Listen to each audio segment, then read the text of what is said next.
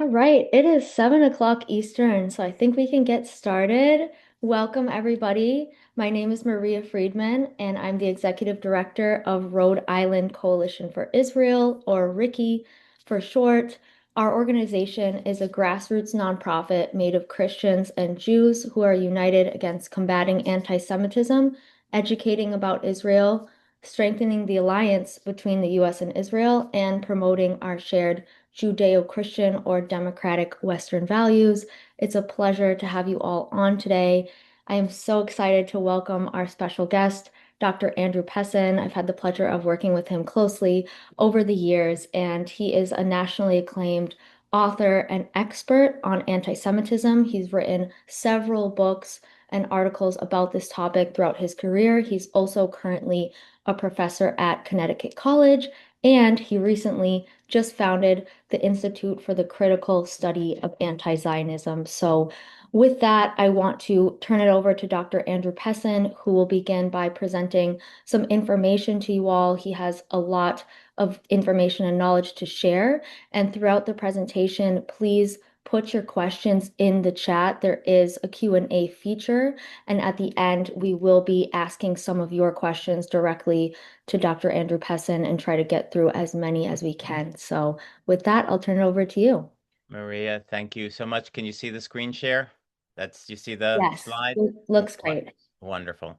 Well, thank you so much for that introduction. Thank you so much for having me. And thank you so much to Ricky. In my view, we're in an existential moment. We need all hands on deck. It's a multi-front war. I'm doing what I do largely on the campus situation, but organizations like Ricky truly are boots on the ground, as they like to put it in their slogan. And so everyone should support Ricky. Find their donation link, send them a few dollars, please. They show up, they turn up, and they're present, and they're absolutely essential. So thank you for having me tonight. It's a pleasure. You should see on the screen, this is my contact information, or if you want to follow me. I have become, didn't really choose this, but it chose me, one of the people who really focuses on campus anti-Zionism, campus anti-Semitism. We'll talk about that distinction in a little bit. And so if you're interested in that issue, please follow me on X. I have a free Substack called Pariah, but the truth you know ain't a democracy.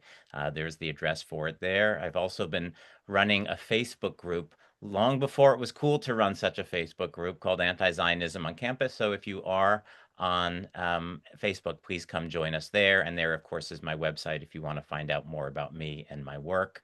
I should also mention, I will talk a little bit later, Maria mentioned that I've just launched the Institute for the Critical Study of Anti-Zionism, and I'm looking for collaborators, colleagues, supporters, anything you want to contribute to it, or if you just want to follow it. I'll give you information about how to do that a little bit later on.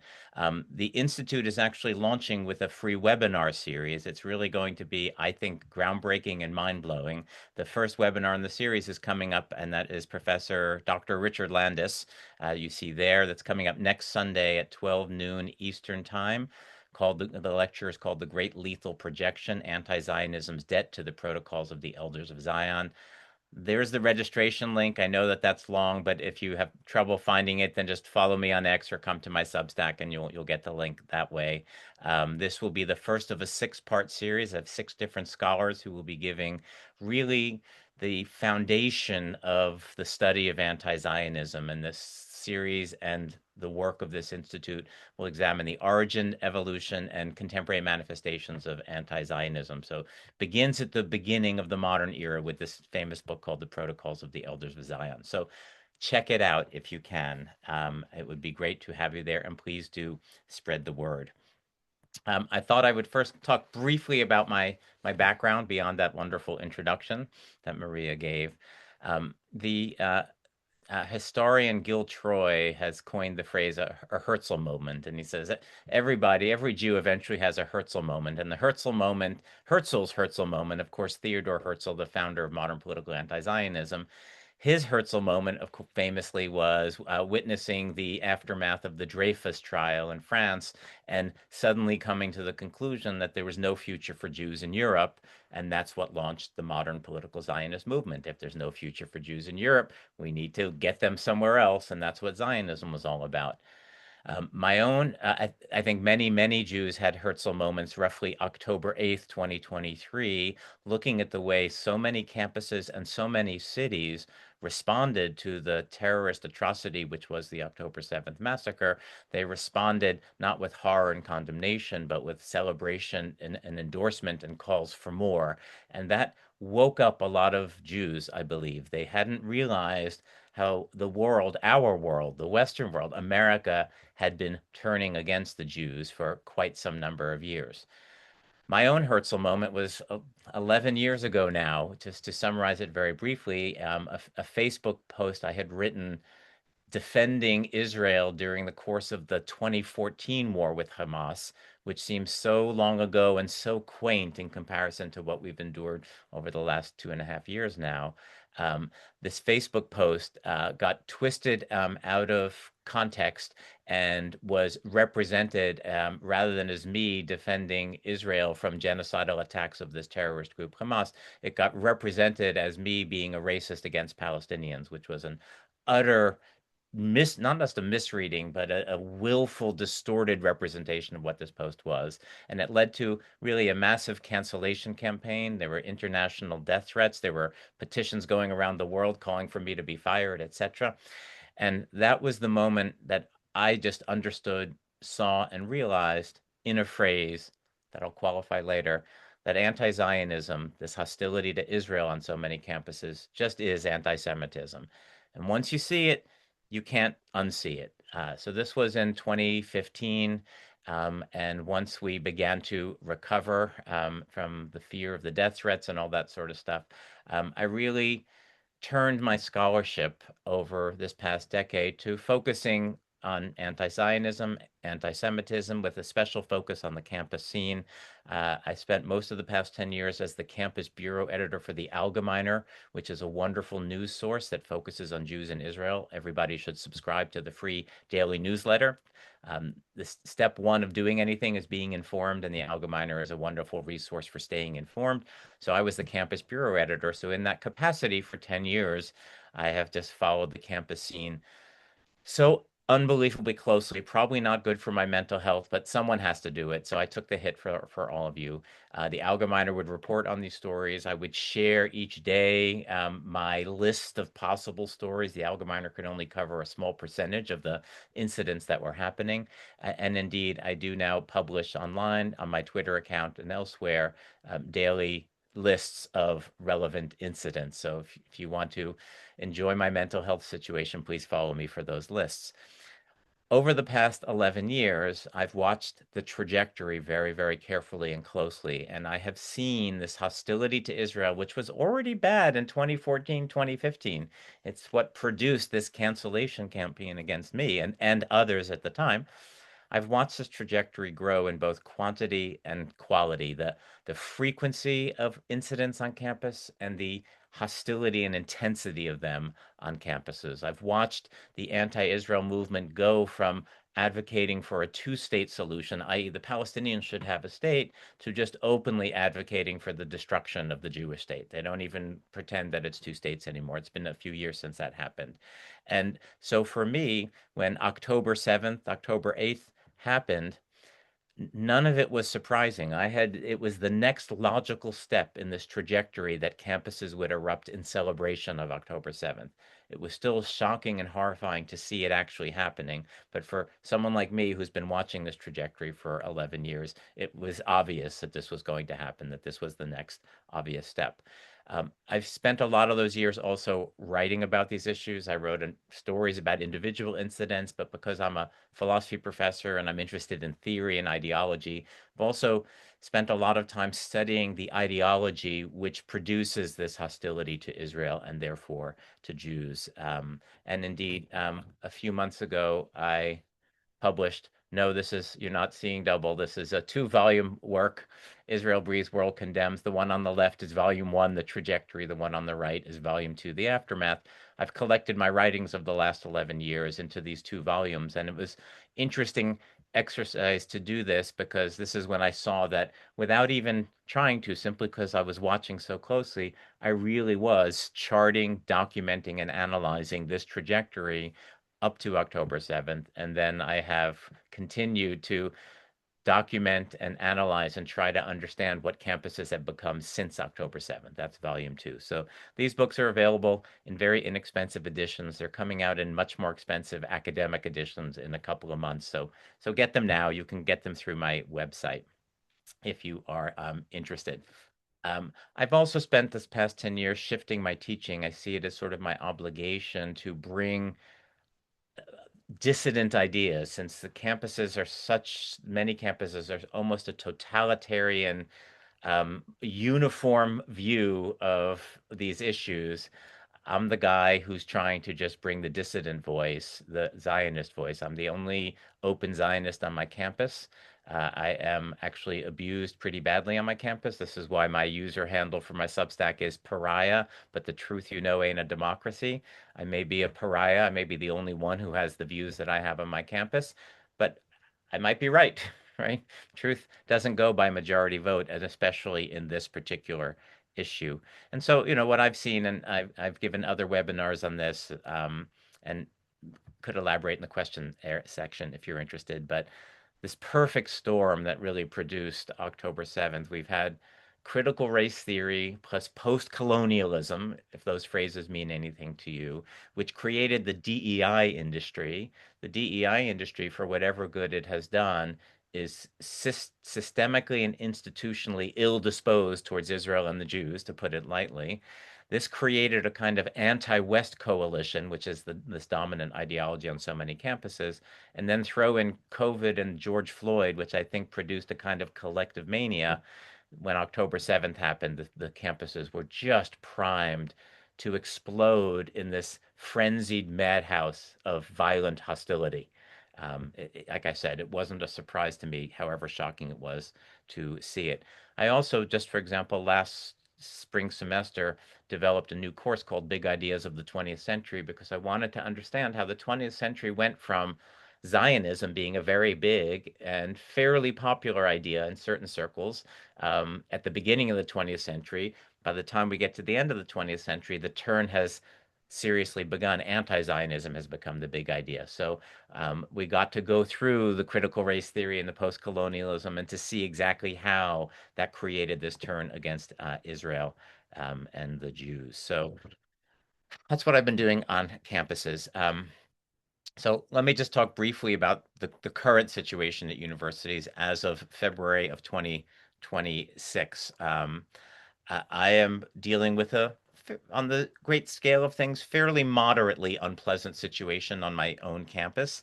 We have had, shortly after October 7th, a few anti-Zionist professors launched what they called an educational series on Israel-Palestine, as if to understand what had happened in the conflict. And what it turned out to be was a series consisting entirely of anti-Israel lectures that essentially were teaching the message Israel deserved it and worse, right? They launched this just a few weeks after October 7th. They kept this series up that whole year, 23-24. They then continued the series 24-25. They continued it in last fall semester. Is that the fall of 2025? They've had to date 15 lectures, right? So because 14, 12, 13 were not enough, 15 lectures, all anti-Israel, all essentially justifying the October 7th massacre, as if they're trying to get the students stirred up, and indeed they are succeeding. As I mentioned, am abused pretty regularly by students. In particular, there's an anonymous like side chat thing, which I have students send me screenshots of, because yeah, I feel like I need to know what they're saying, and they're regularly, let's say, abusing me, is I think to put it mildly. So that's not very pleasant, but screw him. I'm going to forge ahead anyway. Um, I think that just after October 7th, many campuses, and of course it's not all, but it's the major ones, the Ivy Leagues and the big Midwestern public universities, and of course the West Coast, etc. It's the universities where there are the most Jews traditionally. Jews are now shifting in their demographics a little bit to as a response to this. So, of the thousands of campuses, the majority were actually pretty quiet, but those were schools where Jews typically don't attend. But the big ones, the prestigious ones, etc., that's where the problem has been. I think many of them got to the point where they literally could not get any worse without becoming indistinguishable from 1930s Nazi Germany. That's how bad I think the situation was. What should one do about it? We can maybe get into this in the question answer period. People are, on all sides of, for example, what the Trump administration is doing in response to campuses. So let me just say one mildly controversial thing. I understand a lot of different points of view with respect to what at least the federal government is doing. Um, but I think the following is the case that the ideology that has produced this atmosphere, this anti-Jewish atmosphere, is simply too entrenched, and there's now too many faculty members who have tenure and aren't going anywhere, who are too entrenched, and the institutions that dominate, such as the DEI industry, are institutionally inhospitable to the Jews in Israel. So there are literally no mechanisms within the university itself to fix the problem. I really believe that. So if they are going to be fixed, outside forces will be necessary, such as government forces. That doesn't mean I can say what are the exact methods the federal government should use, et cetera, but that the federal government is getting involved seems to me necessary at this particular stage, not just to protect or defend the Jews, but actually to rescue the academy from an ideology which isn't merely hostile to the Jews, but is really inconsistent with the norms of the academy. Again, that doesn't mean I'm in favor of the specific things the Trump administration is doing in different places, but that they're intervening at all seems to be absolutely necessary. And happy to discuss that further in the question answer section. But equally importantly, maybe more importantly for us, the Jewish community, the Zionist friendly community that includes many allies, including many Christians, etc. We need a new strategy on our end. I think it's pretty clear, especially in the academic community. And some of you, if you're active on social media, you've been hearing quite a bit of chatter about these issues in recent weeks. There's a new organization rose, I think early last summer, called the Movement Against Anti-Zionism. I strongly recommend that you follow them. I had already been working sort of in a similar vein for a while, but they motivated me to pick up my work in this particular area. And it starts from the recognition that the claim that anti-Zionism just is anti-Semitism, and you remember I said that right at the beginning, my Herzl moment. Once anti-Zionism, you see there anti-Zionism and anti-Semitism. Well, that's the way the community has been framing things for really at least 20 years now. That's been the strategy we've taken, and I think we have to just admit empirically that strategy has failed. You know, I know, we all know that anti-Zionism is anti-Semitism, but we have simply failed to convince anybody else. That's simply what's happened. They're refusing to be convinced. That includes the many, many haters. It includes the administrators. Unfortunately, what has won that debate is that anti-Zionism is not anti-Semitism, however clearly we understand that it is. So the strategy has failed, and it certainly has failed to stem the growing tide of Jew hatred that we're seeing on campuses. Because that tide, as I mentioned, I've watched this trajectory get worse and worse, both quantitatively and qualitatively over the last 11 years. In fact, I would suggest that every strategy we have tried over the last 10 to 20 years has failed. Well, we know it's failed because look at October 8th on campuses and the subsequent 2 years going on to this very day. In fact, we're about to hit Israeli Apartheid Week on a number of campuses when they just bring in these big panels and for some reason they're permitted to stick them in the middle of the campus and spread all these lies about Israel, right? So whatever we've done, we know has failed. But what have we done? We've done a number of things. The IRA definition of anti-Semitism, some will be familiar with that. And we've pushed that really hard and got a number of schools to adopt it. But it failed. They adopt it and then they don't use it. It does absolutely nothing. We've focused on the positive aspects of Zionism in Israel, like made the deserts bloom, curing cancer, cherry tomatoes, the iPhone, like all these wonderful achievements has failed. In retrospect, it's obvious why it failed. The other side has painted a picture where Israel and the Jews who support Israel are genocidal, ethnic cleansing baby killers. So who cares if they invent a cherry tomato? Hitler made the trains run on time, but he was a genocidal monster. It's not going to redeem him, right? So Israel makes all these wonderful contributions to humanity, science, technology, medicine, philanthropy. It doesn't matter because they are winning this war of the narratives. Jewish studies programs are now almost entirely infiltrated by anti-Zionists. They spend their day producing scholarship on how evil Israel is. Even some of the Israel studies programs that have been established, partly because Middle East studies programs all turned uniformly anti-Zionist and indeed typically won't discuss Israel except to bash Israel. So in response, we were able to form a number of Israel studies centers, and even those have now started to become infiltrated by anti-Zionists. And just, I think, is it next week at Brown University, there's a conference sponsored by the Jewish Studies Department that's exploring the question whether it's time for Israel studies to become Israel and Palestine studies, which is offensive on so many levels I can't even begin to enumerate them. There's already a Middle East Studies department at Brown that is viciously, viciously anti-Zionist, and it churns out endless anti-Israel scholarship. So now Israel studies, which is meant to be a safe space or at least a different space, right? That has to now be infiltrated by Palestine studies as well. So Jewish studies failed, Israel studies failed. Holocaust studies, as important and necessary as that is, it has also failed indeed as was it Sarah Hurwitz, the Obama speechwriter?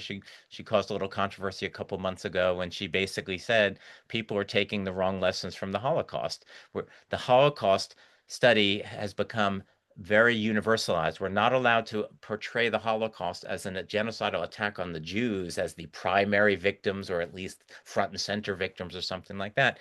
The lessons we're supposed to learn is that all hate is bad and all killing is bad, which of course they are. But that means even Holocaust studies is no longer something about the Jews. It's a general lesson. And because the other side controls the narrative, we're all against genocide. They study the Holocaust to learn we're against genocide. And that's what's the next thing they say? Gaza. So we've learned we need to fight back against Israel. So Holocaust studies, however valuable and important and necessary it is, it's all failed. And indeed, when you look at most of the lawsuits that popped up after October 7th of these campus lawsuits, they're largely failing as well. A couple just in the past couple of days, this one's not a campus one, but in the United Kingdom, a group called Palestine Action, which in my view ought to be classified as a domestic terrorist group because they go to businesses and they break in and they destroy them. Many businesses that are related to Israel or connected to arms that might support Israel in any way. They literally trespass, break in, burgle, destroy property, etc. And in this past year, in one of these episodes, not only did they destroy a whole bunch of property, but they also smashed a policewoman and like smashed her spine in the back. They were just put on trial and they were acquitted and it wasn't in contest that they did these things, that they broke in, they vandalized, they injured this person. But basically, the reasoning is if it's for Palestine, if it's anti-Zionism, then it's a form of political expression.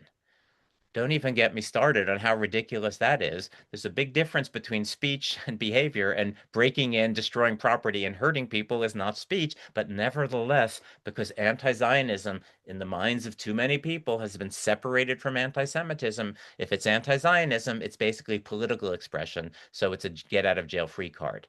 Unless you think that's just in England, Stanford University, there were a number of students who were charged with felonies for a protest, I think in 2024, where they again broke into a building, caused, I think, hundreds of thousands of dollars worth of damage.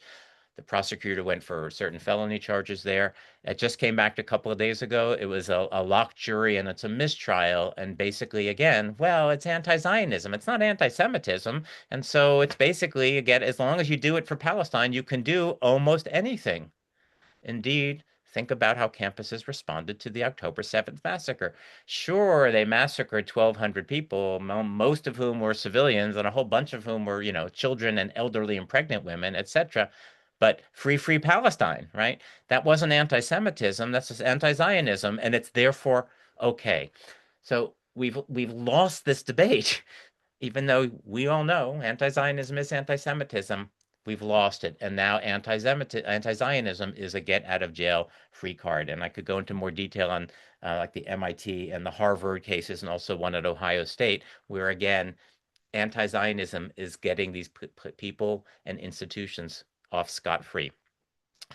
So we need to do something else, right? Trying to argue that anti-Zionism is anti-Semitism has simply failed. So what we need to do, and this is the insight of the movement against anti-Zionism and my new initiative as well, the Institute for the Critical Study of Antizionism, we need to focus on anti-Zionism in its own right, apart from whatever relationship it might have to anti-Semitism. The distinction is very subtle. You can still believe, as I do, that anti-Zionism is a form of Jewish hate, but the idea is to grant at least the important surface differences between traditional anti-Semitism and anti-Zionism. In other words, anti-Semitism is one form of Jewish hate, anti-Zionism is a different form of Jewish hate. And so on the surface, we're granting anti-Zionism is not anti-Semitism in the same way that pancreatic cancer is not lung cancer. They're different diseases. They share something, right? They're both forms of cancer, but you can't treat pancreatic cancer the way you would treat lung cancer. It's a different form of cancer. So too, you can't treat anti-Zionism the same way you treat anti-Semitism. It's a different form of Jew hate. And we know, again, we've lost the debate, so we now have to grant that they are different forms. And so, keeping an eye on the time, there's really, just to get a little bit into the theory here, there's really a three-way distinction that we should make, and it's a very fuzzy distinction. These things can overlap. The same person can perpetrate one or two or all three of them even at the same time, but just conceptually we'll distinguish first anti-Judaism from anti-Semitism.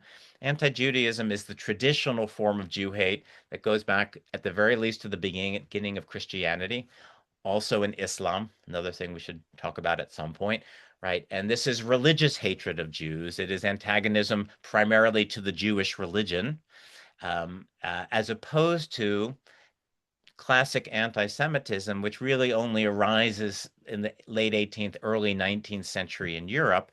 There's some differences there. So anti-Judaism is attacking the religion. Anti-Semitism, as this is typically used, is the ethnic or race-based 19th century hostility to the Jews.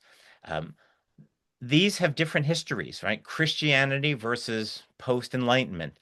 They have different motives. One has religious motives, the other has secular and nationalist motives.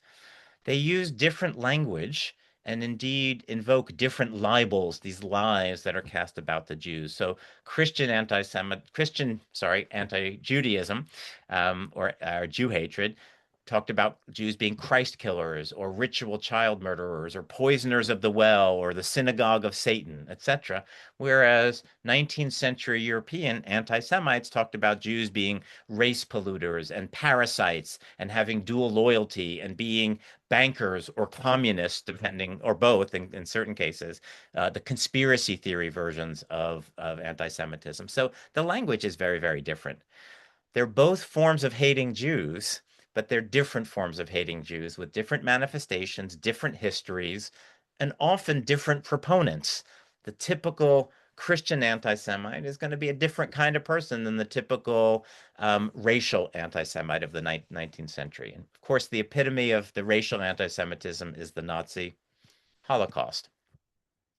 So once we're comfortable distinguishing anti-Judaism from anti-Semitism, again, deep down, they're both forms of Jew hate, but they're different forms with different histories, different libels, different proponents by and large. And yes, one person can be both. That happens plenty enough.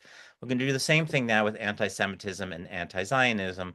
We say, anti-Semitism targets Jews as Jews, whatever that means, but anti-Zionism only targets Israel. So on the surface, there's a difference. And indeed, when you study these a little bit, you'll see they actually have different basic histories, different major proponents. They use different language and libels, and they use different symbols. So just to summarize a bit of this here, I'm keeping an eye on the time. Here's some memes that some of these are produced by the Movement Against Anti-Zionism, which does a lot of good memes. But if you just look on the left, they're contrasting, let's say, anti-Semitism with anti-Zionism.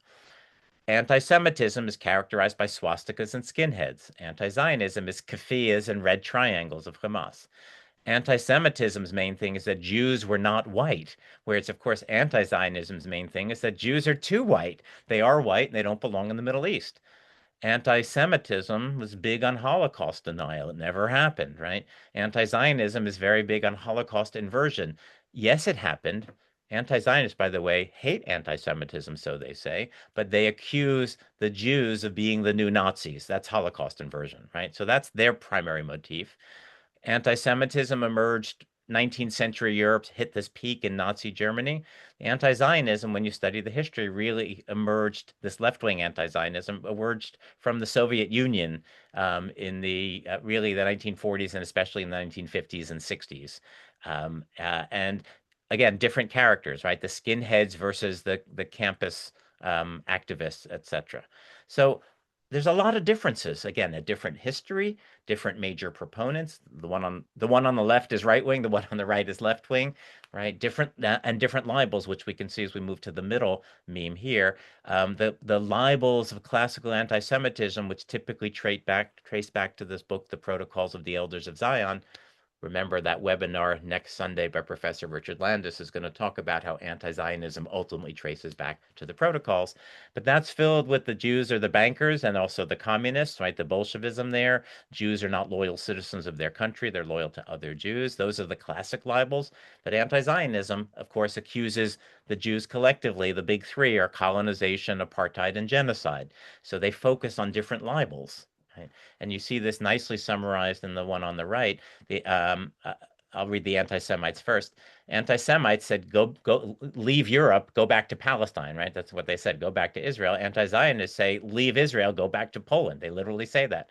Anti-Semites say you can't live here as a minority, right? They wanted to get the Jews out as a minority. Anti-Zionists say the Jews can't live as a majority in their own country. Anti-Semitism saw the Jews as non-white polluters of the white race. Anti-Zionists see them as hyper-white colonizers. So you get the basic picture here, right? They are really different in their grammar, in their structure, in their focus, in their political orientation. They are both forms of Jew hate, but they are different forms of Jew hate.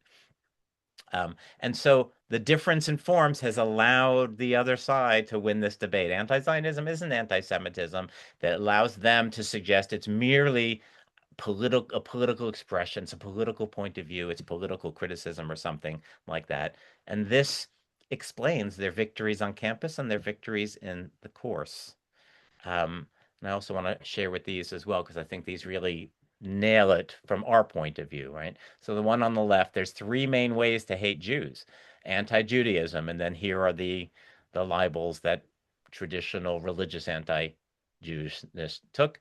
Anti-Semitism is the second one, and those libels. Anti-Zionism is the third one. So we were just looking at those on the previous slide, and you can then see all the ways they link together. I won't focus on that, but then look at the one on the right, this just came out today actually, and I think this just nails it, right? Anti-Judaism attacks Torah Yisrael, the Torah of Israel, Israel the people, right? The collectivity, which is the Jews. Anti-Semitism attacks Am Yisrael, the people themselves.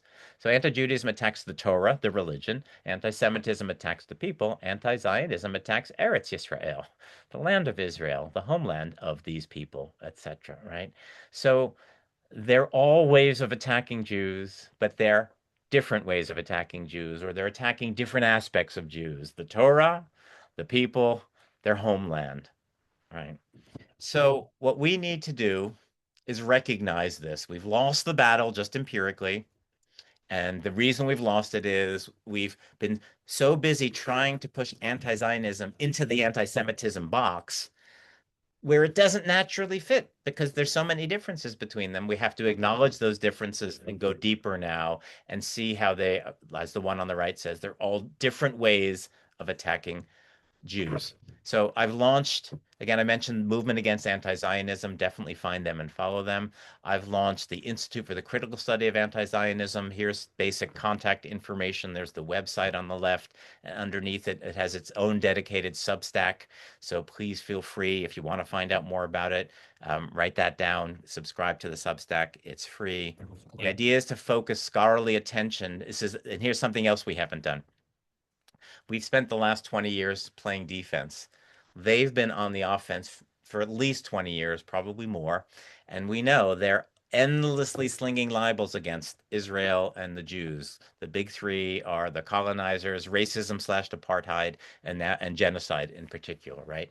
And we're endlessly saying, no, we're refuting that all the time. No, we're not racist, and we're not settler colonialists, and we're not committing genocide. And I actually wrote a whole long monograph refuting all of those lies because it's important to refute them. But what that's done is it's put us in the dock or the docket, right? We're on trial. We've been on trial. This is an old pattern, right? Going back to at least medieval Christianity, putting the Jews on trial.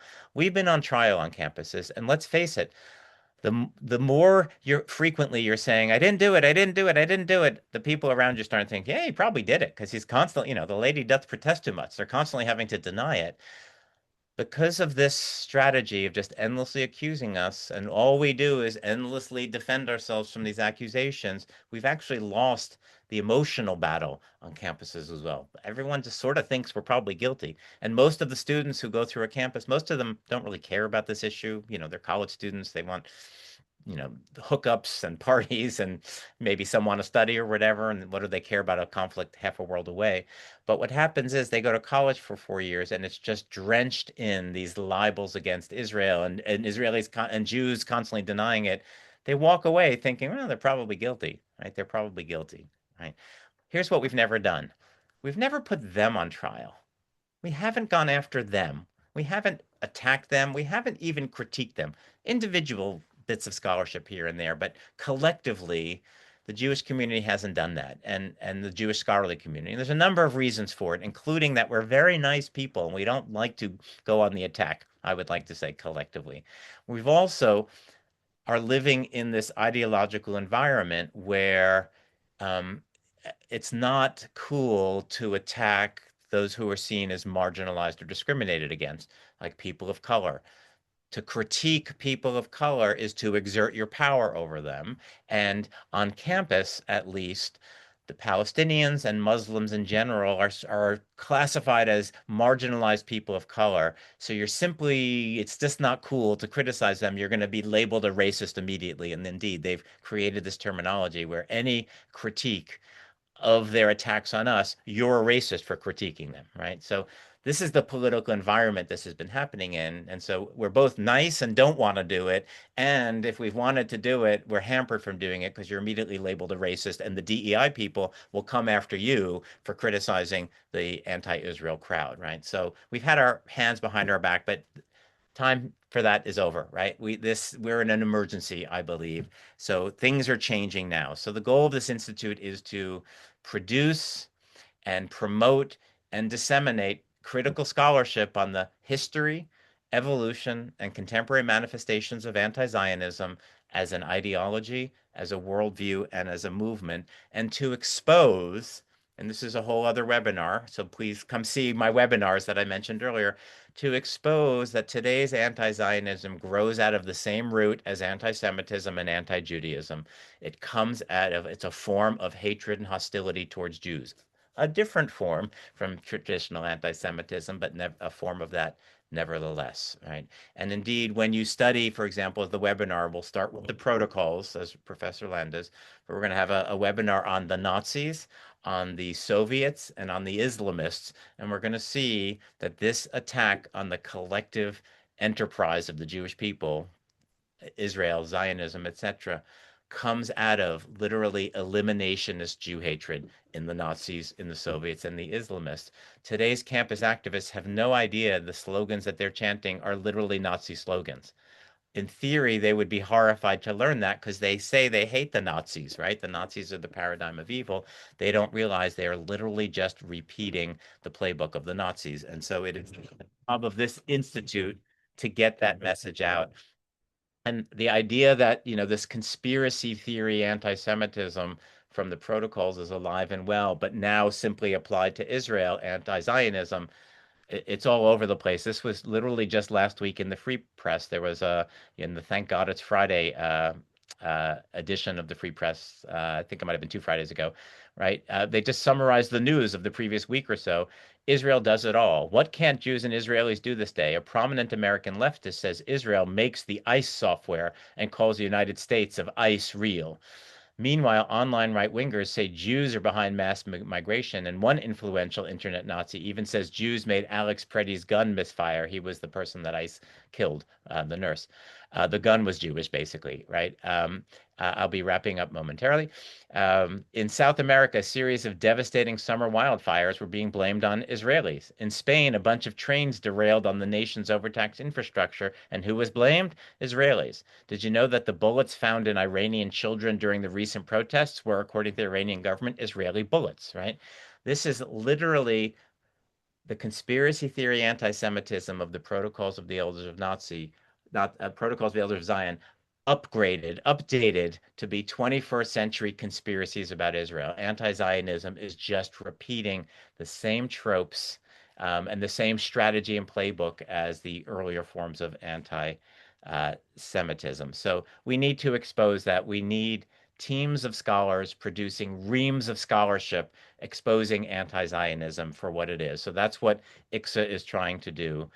So I hope that you will follow us, support us. You can start by following me here. You can come to this webinar. If you register for it, but can't make it live, you will get a recording afterwards. So please go ahead and at least register for this webinar. When you go to the link, you'll see actually the list of all 6 webinars. You could pre-register for all of them if you like, but at the very least, start with this one next Sunday and join in because, again, it's an existential moment. We need all hands on deck. Everybody needs to do whatever it is they're capable of doing. And I guess it begins by your coming to this webinar tonight. So thank you. And let's definitely turn to some questions or objections. And the thing about a webinar is you can't throw tomatoes at me. So you can throw it at your own screen, but I'm safe. So thank you. Amazing. Thank you, Dr. Pessin. That was great. I know we just got a taste of some of the research and knowledge that you share, but we got some great questions. So one of them was, can you expand on the inclusion of DEI in the academic incitement of Jew hate or anti-Zionism? I know of DEI being demonized by right-wing politics, but I'm unfamiliar with it being anti-Jew.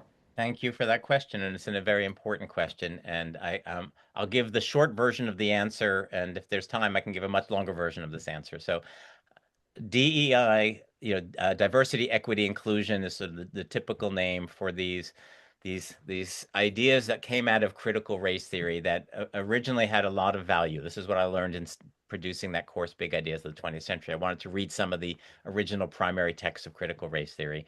It's a recognition that there is sort of built-in racism that needs correcting, and all that's right and good, in my opinion, right?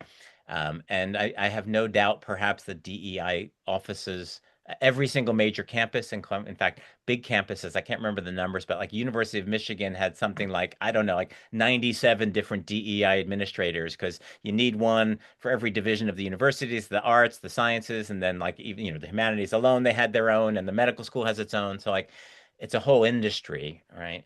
And I'm willing to grant good things came of it. So I'm not one of these sort of fanatic right-wing critics who don't like the whole idea of it.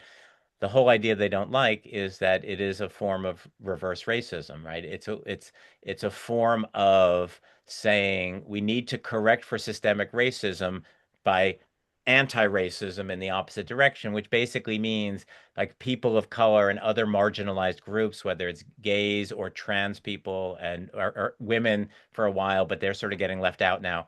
Um, we need to support their representation, right? So it basically means don't hire white people, hire black people. That's very crude. That's a right-wing person speaking. So I'm not that. I think there's some value to it. However, critical race theory, from which DEI grows, I said I was going to give the short answer, maybe lie, um, uh, has a very simple binary. There's oppressor and oppressed, and what they care, this comes out of Marxism, but instead of economic class being the basis for oppressor and oppressed, the bourgeoisie and the proletariat, they focus on race, basically whites oppressing people of color, and they see these as group identities. So roughly speaking, all whites oppress all people of color, even poor whites are oppressing rich people of color on this ideology, but that's basically how they think. And so, in their mind, to become successful is essentially to be part of a white supremacy structure and therefore to be an oppressor. And because Jews, on average, became successful in America, right? Starting in the 1950s or so, after the war and after the Holocaust, things opened up. People call this the golden age of Jews in America. Lasted from the 50s into, I would say, the early 2000s, and now it's really just about over, in my view, right? But the idea is Jews who were discriminated against started overcoming that and becoming successful. When I went to college, I recently actually checked my class. I graduated the year of 1984.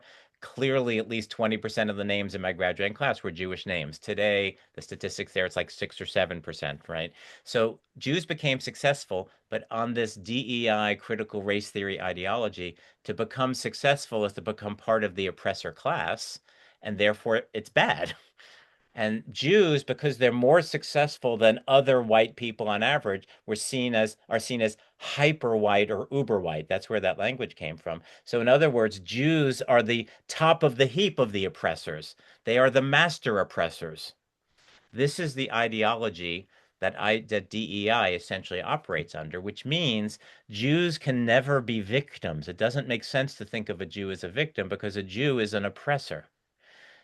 Which is why when Jewish students came to DEI people in the aftermath of October 7th and said, we're being harassed, we're being ostracized, we're being spat on, and things like that, literally almost no action was taken anywhere.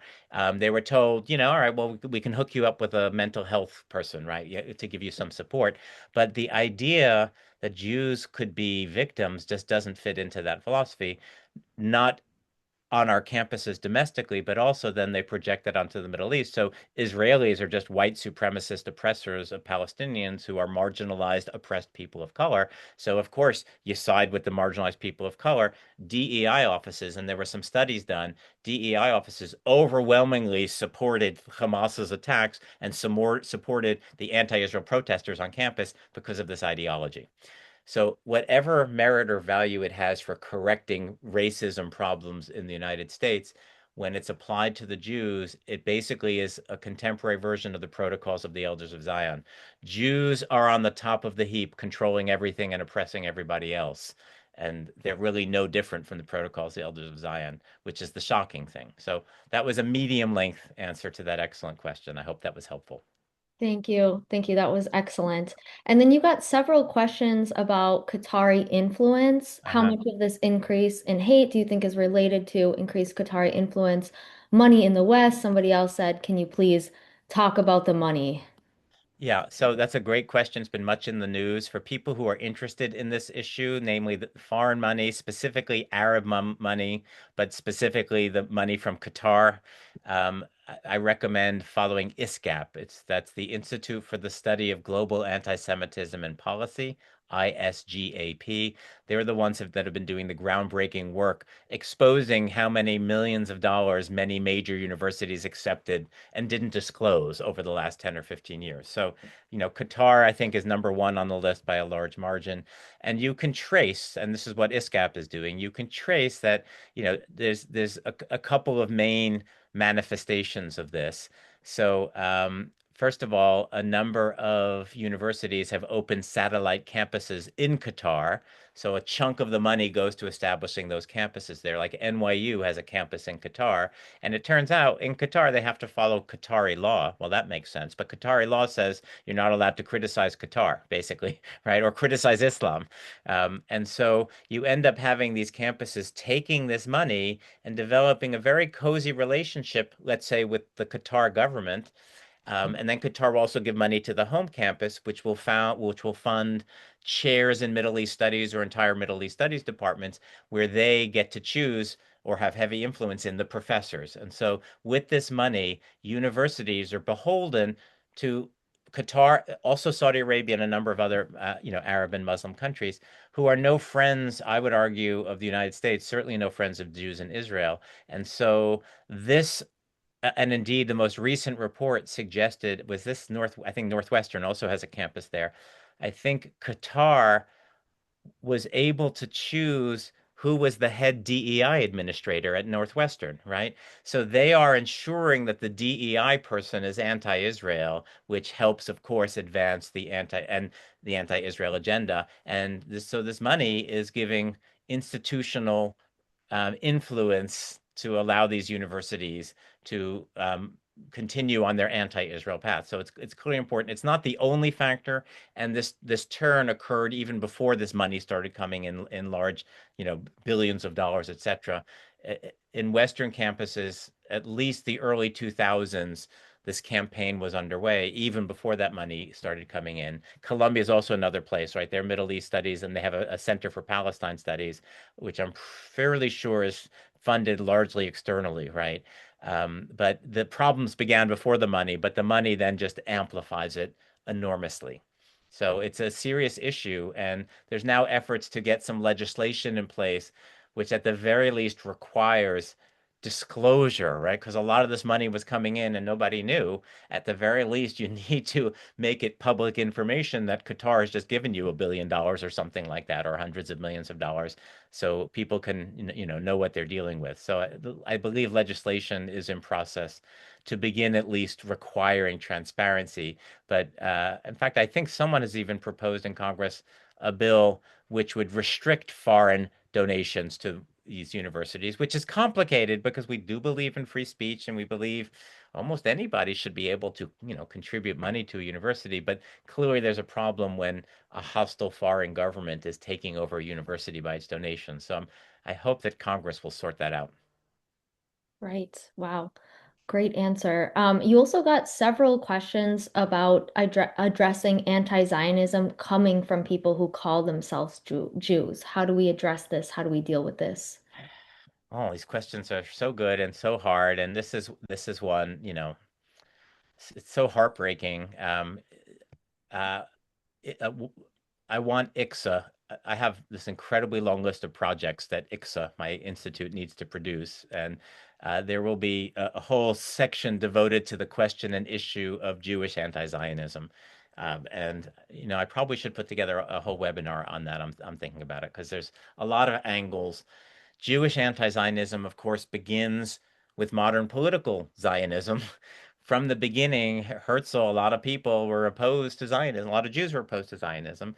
But I just want to stress that Jewish anti-Zionism before 1948 like almost cannot be compared to post 1948 Jewish anti-Zionism. Before 1948, in my view, there were really reasonable questions and doubts about whether Zionism was a good idea for the Jewish community, right? Some people thought it was just unfeasible. Others really thought that Jews could make it in Europe and especially in America. America was the golden land, right? About to enter its golden age for the Jews. Others were, of course, Bolsheviks or communists or socialists, and they were not that interested in. They certainly wanted to get rid of their Jewish religious identity, and they wanted to modernize. And they thought once everybody's socialist, then we'll have a kind of egalitarianism, and racial prejudice would go away. All those were reasonable things to debate in the first decades of the 20th century. No one could know the future, but at least in my own view, the Holocaust made it clear that Zionism was right, and anti-Zionism was wrong.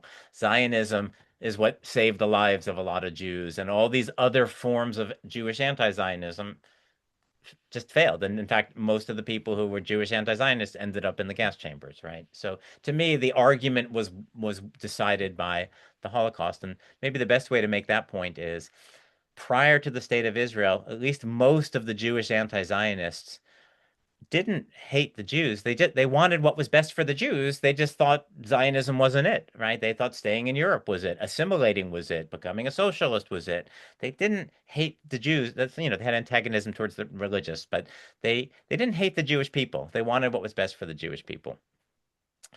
Post 1948, once the state of Israel is established, then everything's different because now anti-Zionism doesn't mean, oh, I don't think this is the best idea for us, moving forward. I think we should do something else. It now means undoing an existing state, right?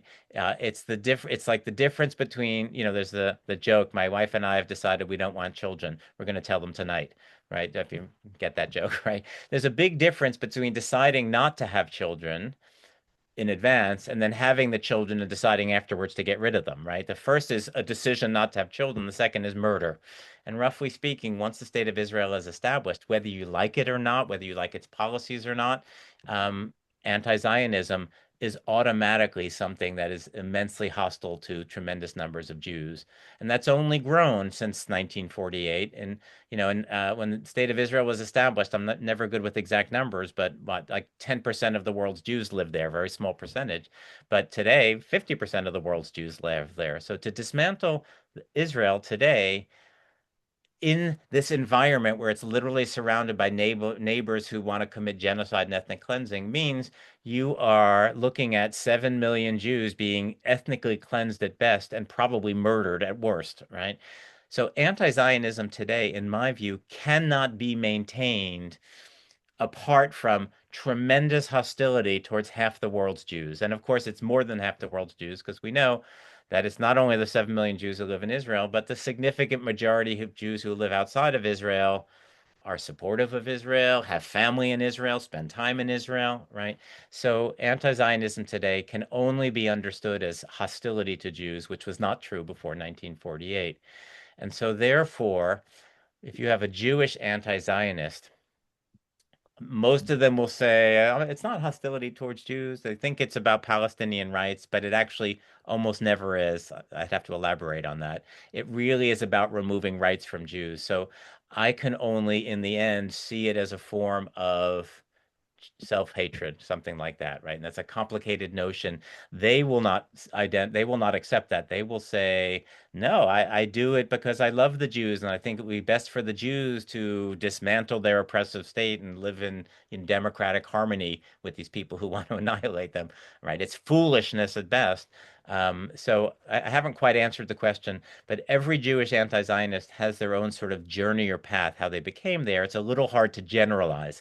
Some do come out of ignorance. Some come out of naivete. Some come out of, especially on the college scene, there is tremendous social pressure to be an anti-Zionist. So, and if you're a Jewish anti-Zionist, if you're a Jewish Zionist on campus like me, you're a pariah. You're ostracized. You're hated. You're excluded from clubs. Not that many people will want to date you. Things like that, things that matter, right?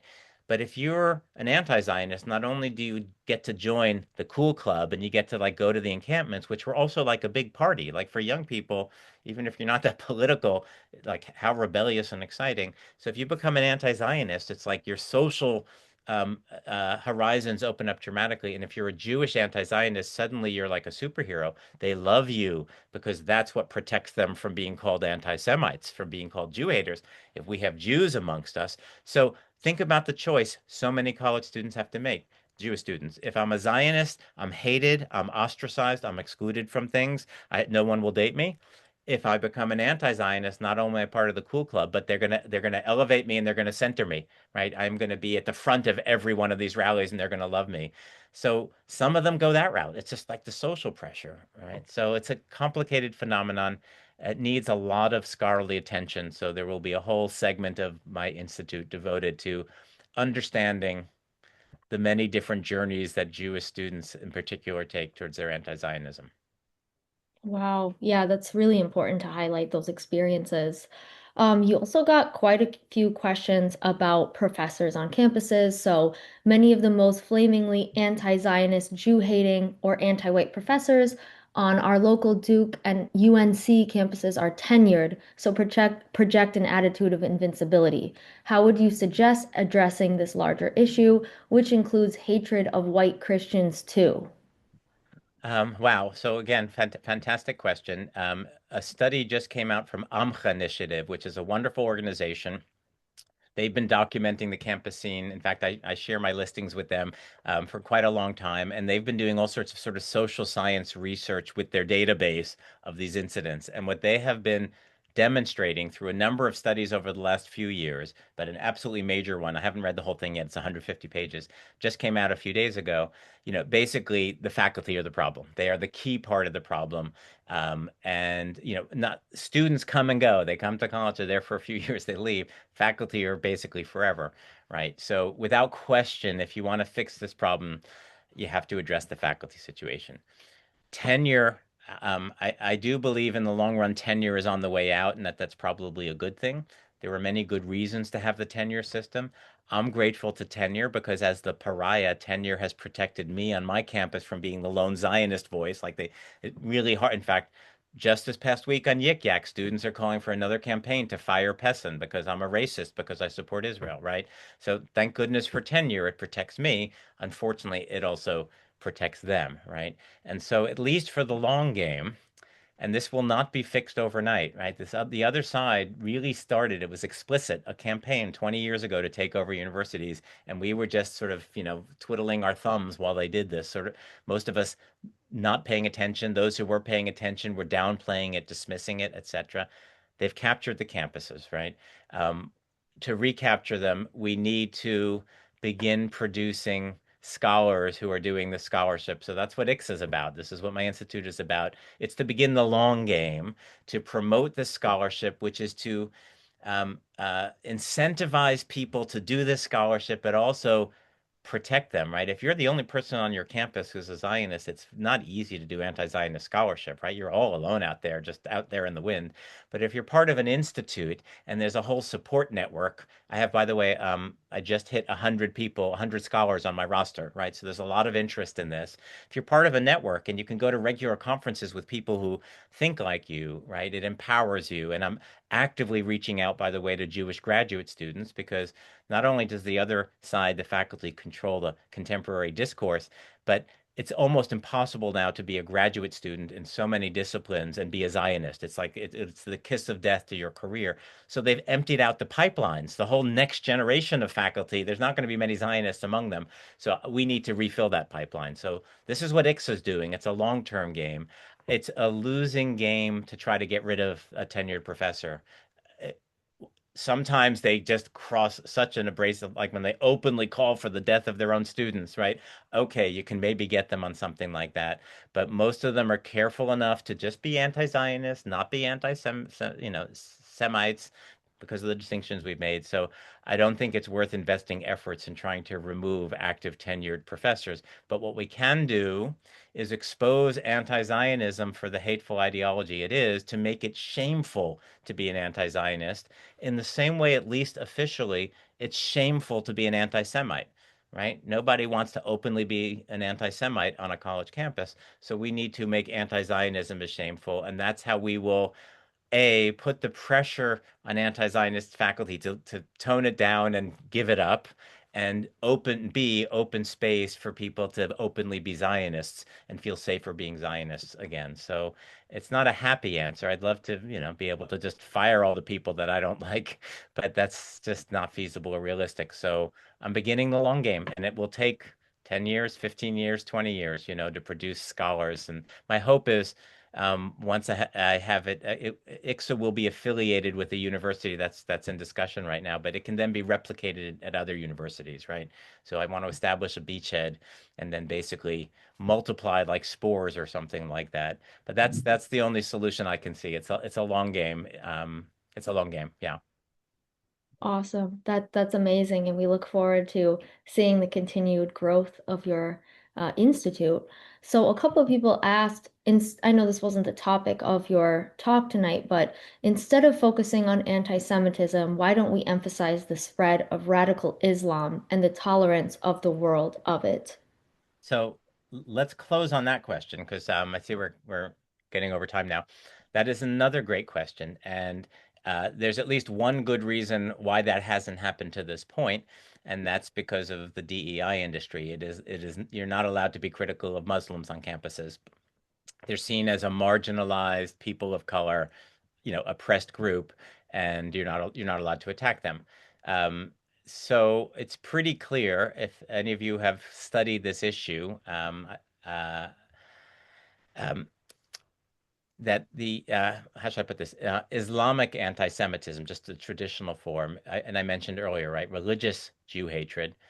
It goes back to the very beginning of Christianity. It goes back to the very beginning of Islam, and it needs to be understood that a significant portion of the hatred that Palestinians and Arabs and Muslims feel towards Israel pre existed prior to anything Israel did, even before Israel existed. In other words, today's campus advocates think we need to fight Israel because the Palestinians have all these grievances. Israel has done all these terrible things, and that's why the Palestinians hate the Israelis because of all these terrible things, and that's why we hate them. But when you actually study the long history of Islamic anti-Semitism, what you realize is there's a very powerful tradition in Islam to truly, truly hate the Jews. Um, and so therefore anything the Jews do is evil, and therefore as Zionism got underway, even though Jews were, draining the swamps and irrigating the deserts and creating economic opportunities and actually building hospitals that were helping the local Arab population, like many of the things the Zionists were doing were benefiting the local population at the time. It doesn't matter if you're looking at the Zionists through the lens of this Islamic Jew hatred. All you see are these are the evil Jews who are trying to take over the world, right?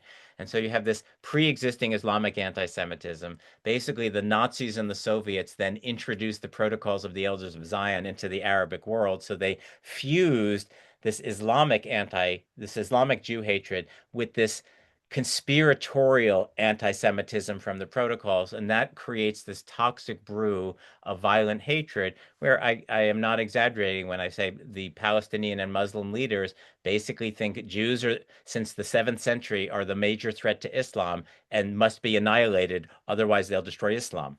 This is the way many, many of them think, and therefore Israel is, of course, going to be the little Satan, as they call it, compared to the West. But it will be a Satan. Doesn't matter how good Israel is. Doesn't matter. They want to share the land. They want to share benefits. They want to, drive Gazans to the hospital, etc.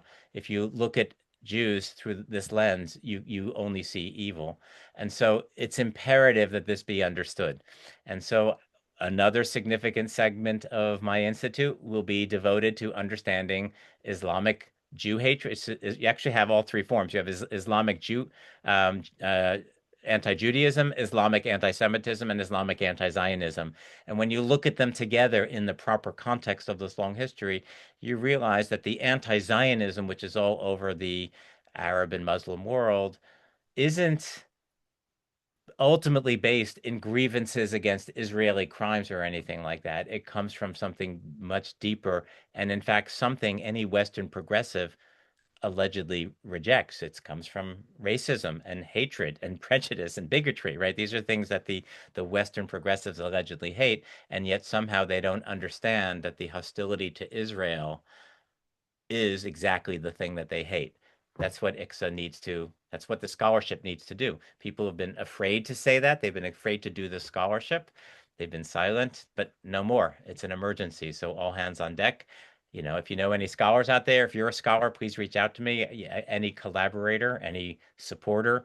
I have a fiscal sponsor, so I'll be able to take money very, very soon. And we'll need money because we need to pay scholars to do this scholarship. So the answer to your question is people haven't done it because they've been afraid and it's politically incorrect, but ICS is going to try to change that. That's amazing, Dr. Pessin. I'm really pleased to hear that you are talking about this problem of radical Islam because it's the elephant in the room that I would argue the establishment Jewish organizations, these big legacy groups like the ADLs or the Jewish Federations of North Afraid to America, touch it. they're afraid to touch it because they don't want to be called Islamophobic. And that's why Right. grassroots initiatives like ours, including the work of Rhode Island Coalition for Israel, is so important because we are bringing up these topics to all Rhode Islanders and to churches, to synagogues, Right. speaking about it with politicians because we actually have been monitoring the activities and the sermons that are posted weekly of the Islamic Center of Rhode Island, which is the Right biggest here in mosque Providence, here. right. And it's Right, it's horrific what is being preached there on a literally weekly basis. We need to kill the Jews, right? This is just in our neighborhoods, exactly. and it's probably in some mosques near you, right? Yes, I think it's happening all over the country and all over the Western world. So I'm happy that we're on the same page of having these conversations and taking action and doing something about it. If you don't mind, I would love you to end on just this last question, which I think All right. also just really encompasses our work as well and one of our goals. And that is, can you tie the study of anti-Zionism to anti-American values? Yes. Uh, that's another whole webinar. So these are great questions. Anti-American values.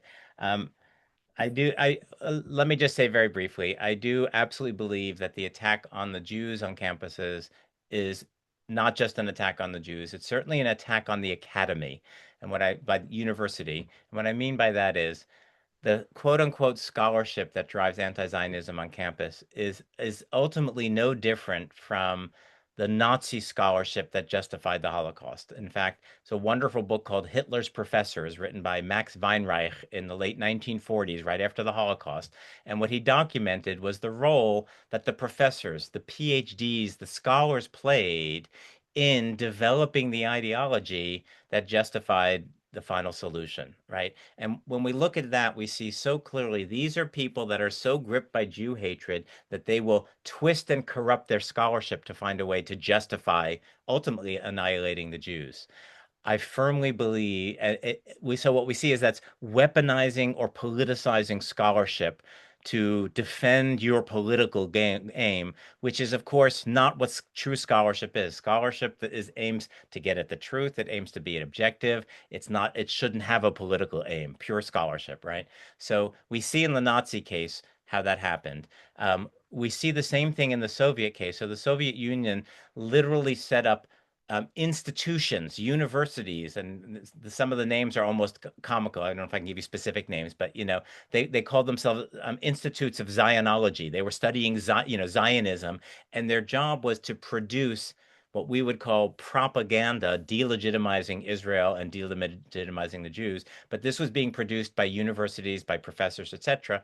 And indeed, the current president of the Palestinian Authority and the PLO, Mahmoud Abbas, who is now in like the 22nd year of his 4-year term, he got a PhD at a Moscow university writing a Holocaust denying thesis, right? So one of these universities literally they pumped him out and he's now in charge of the Palestinian Authority, right? So what we see in these two cases, the Nazis and the Islamists, is how the professors produce this corrupted scholarship to advance this political agenda, the political agenda being basically annihilate the Jews.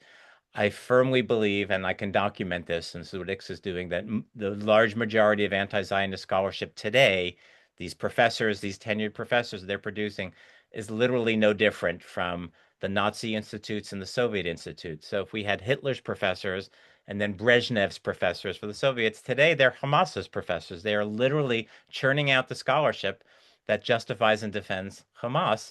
And I told you, a 15 lecture series at Connecticut College that amounts to 15 PhDs coming in and explaining why Hamas is a freedom fighting liberation group, and Israel is the genocidal entity, etc. Right? So, the attack on the Jews is an attack on the academy. It's an attack on the norms of the academy, and then finally, it's an attack on fundamental Western values. Fundamental Western values include not just sort of liberal values of pluralism, diversity, tolerance, etc., but they include, especially America, that wasn't just Western, it was American, right? The American dream is that individuals through education could succeed and that we should support that endeavor.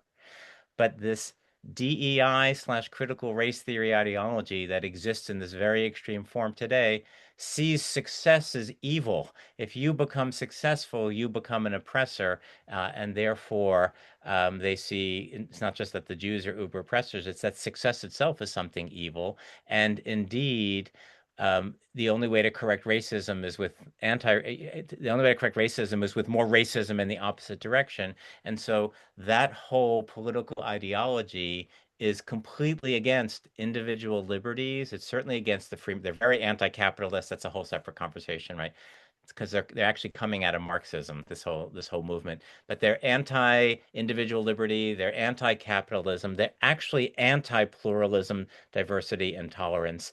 Although they say that they're in favor of these things, and the best sign of that is they will tolerate no dissent from their orthodoxy.